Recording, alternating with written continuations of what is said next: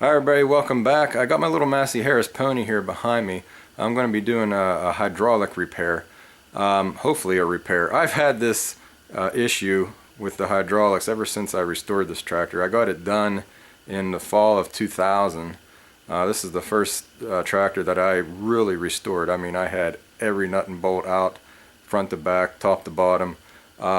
It's a great little tractor, but this one little problem with the hydraulic, I get like a drip from it or a seep. It's nothing major. It's not like I can't run the tractor or enjoy it, but it's just one of them things that are annoying. I'm going to try to fix it one more last time. I got an idea. I don't know if it's going to work, but it's worth a shot. I've had this thing apart 40 to 50 times. I'm not exaggerating. It's been at least that amount, maybe even more.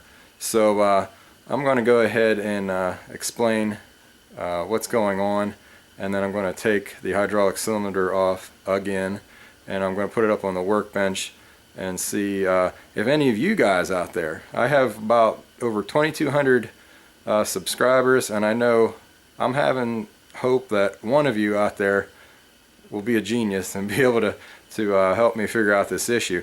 I do know a couple things. I got another repair manual for this tractor, and I have the actual original 1952 manual for this, but this new manual actually has more information in it, and I've been using the wrong hydraulic oil. I've been using like a 20 weight. It does call for a 10 weight. Not only does it call for a 10 weight, but it actually says a motor oil, not even a hydraulic oil. So I'm going to try motor oil this time. I've never done that. And I got a little trick up my sleeve, hopefully, to fix this ongoing problem. So stay tuned. Okay, so here is the hydraulic system. What you see right here is actually the reservoir. You can't see the actual pump. It's up underneath there. It's hard to see without the hood off. But you have the reservoir and then the pump. Between those two, there are two O-rings, which is no surprise. And also, right here there's like a plate where the hydraulic lines are welded to. There are also two O-rings for each line. And then the lines go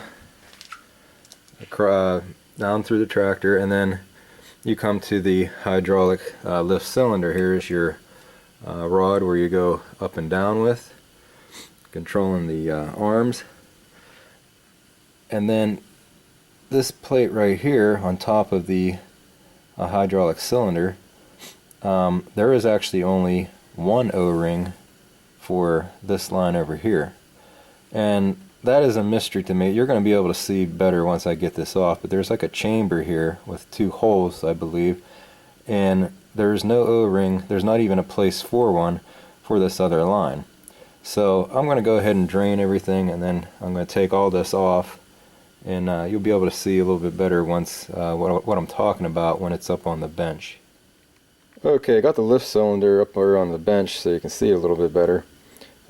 This is how it would sit on the tractor. This would be the front, and this would be the back, and those two hydraulic lines that come down, there's that plate. That plate is referred to in the manual as a pad. So when I say pad, that's what I'm talking about. The pad will bolt to these four holes right here. The one line will go right up above this hole, and the other line will go right up above this hole. There is an O-ring here. You see there at the end of my finger coming out. Okay, and this is like a pressure relief hole right here. Very small.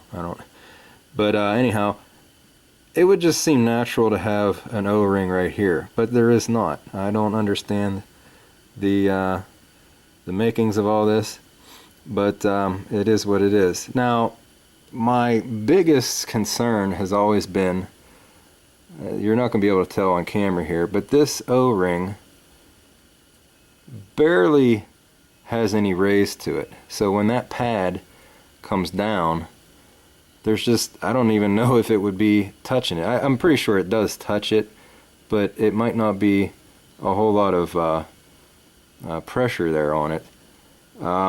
I've bought in several assortments of O-rings, and there's always that one size that will only fit.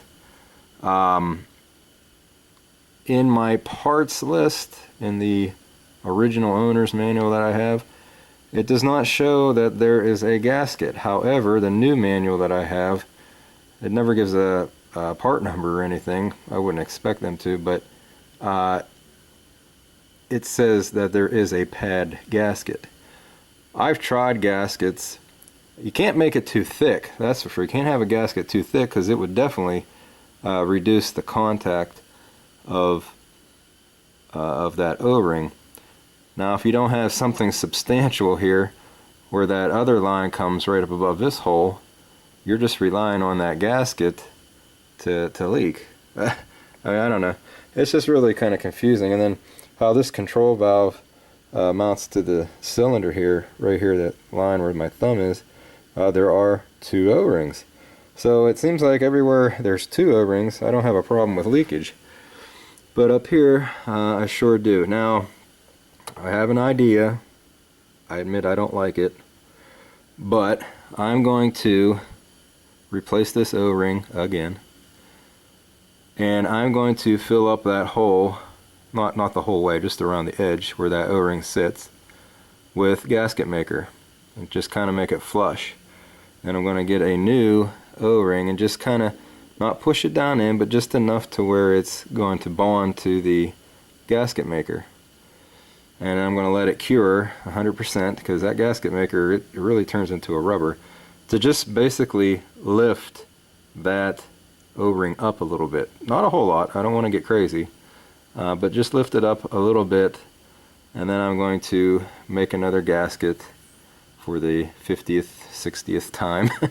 And we're going to see if that works. I'm hoping with that, and by using a 10-weight motor oil, I'm hopefully going to repair this once and for all. So, fingers crossed. This is one of those pieces or tractors that you're just not going to be able to go to a dealer and find a gasket, so a lot of times you just have to make your own. Now I had a pattern made since I had this apart so many times, but unfortunately I lost it. But anyway, I guess this is a good time to show, if you've never made your own gasket before, this is how I do it.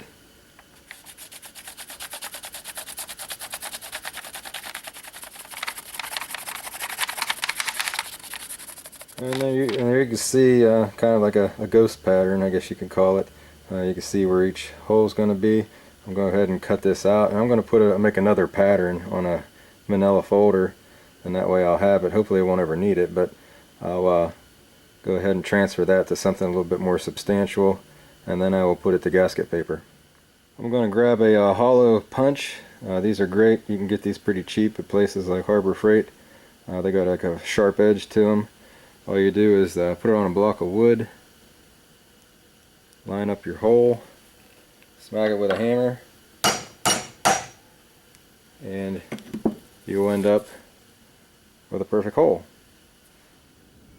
Okay, this is day 2 I've been working on this here. I'm in no hurry. It's I think 25 below zero today, the next few days, so it's just a good time to be inside working on projects like this. But anyhow, I'm glad I was rooting around through my toolbox and for something completely not even related to this project, and I found an assortment of O-rings. I remember I've bought the O-rings before, and I came across this O-ring.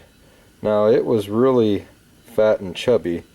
It would have stuck up way too much, but then I got to thinking, I got a nice fine piece of sandpaper, and I just held it down and I rubbed it back and forth and made both sides a little bit flat, and it fits in there really nice. It's not up too high, not down in too low. I mean, when you compare to what originally was in there, this thing here I think is a big part of my problem. I know in the camera you can't see, but it basically is I don't even know, it's basically level with the metal, so there really isn't any kind of a seal going on there. So I'm glad I found that O-ring. I'm glad I modified it, because I feel a whole lot better about this repair now. So hopefully we might end up with some luck here. You saw me making the gasket. This is notebook paper, and then I transferred it to a manila folder.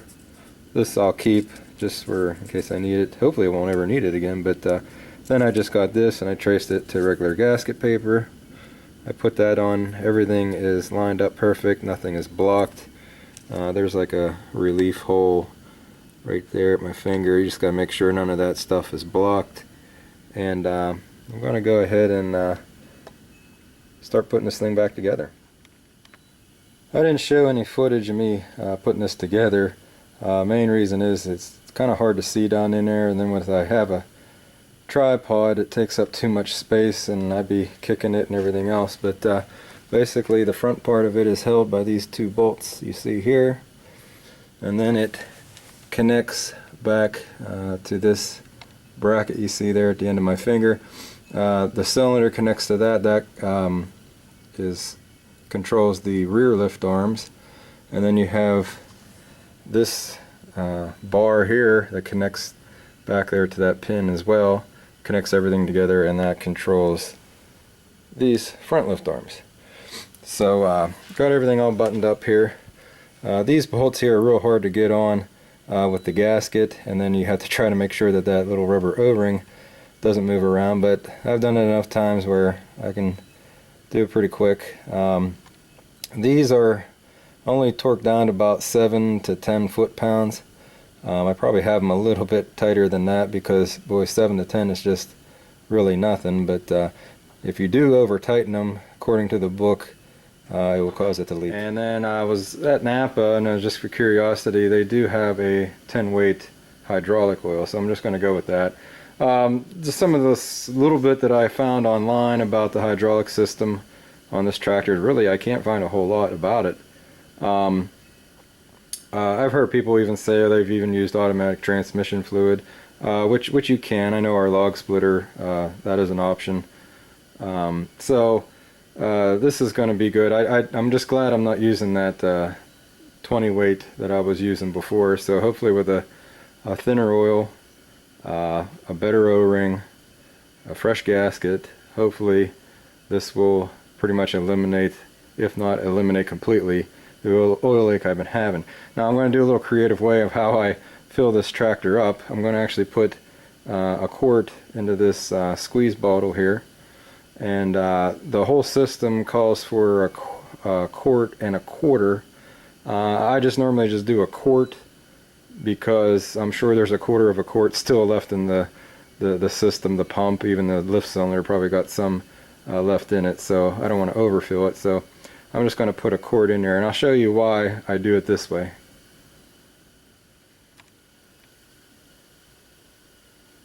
One of the things I love about these ponies is the style. I love the side shields on there, just the overall style of the tractor. But they are a little bit of a pain when you want to work on them. I mean, simply changing the battery on there is a little bit of a challenge with the side shields. Most of these ponies, when they were being used, farmed with, you would see them without the shields, because it's just such a pain. You kind of have to have everything loose and getting it tightened up just right and everything moved in position. It takes a little bit of skill, but when I put hydraulic oil, I reach up underneath the hood and I'm able to get the cap off of the reservoir. And there it is. And then what I do is I grab this tube. There's just enough room where the muffler is. I can sneak it down through there, and then I will fish it right down into the reservoir. There we go. I got that. And then I'm going to grab my squirt bottle here, put it into the tube, and I'm going to squirt it right down in there. So I don't have to take off the hood. Other than that, I have to remove everything, and it just saves a lot of step, and I don't have to worry about scratching the paint. Can't have that.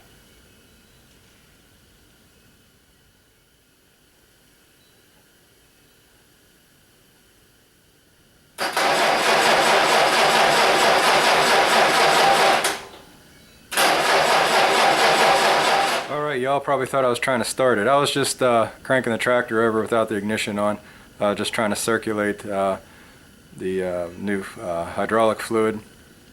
I'd love to take you out for a little test drive, but it is literally, like I said, out there like 25 below. We got this, what do they call it, polar vortex coming through. So I really don't want to be out there, and I don't expect any of my babies to be out there either. So I'm just going to have to go and take a test ride with it some other day. I was just circulating it. It's never leaked just sitting there until after, again, I think I've said, like, if I'd run it half throttle or more, or I would start using the hydraulics, it would start to drip and leak a little bit. But hopefully just sitting there it won't leak. I feel pretty confident maybe in this repair. I think that O-ring might just be the trick, my custom made O-ring. So and the hydraulic oil is basically like water compared to what I was putting into it.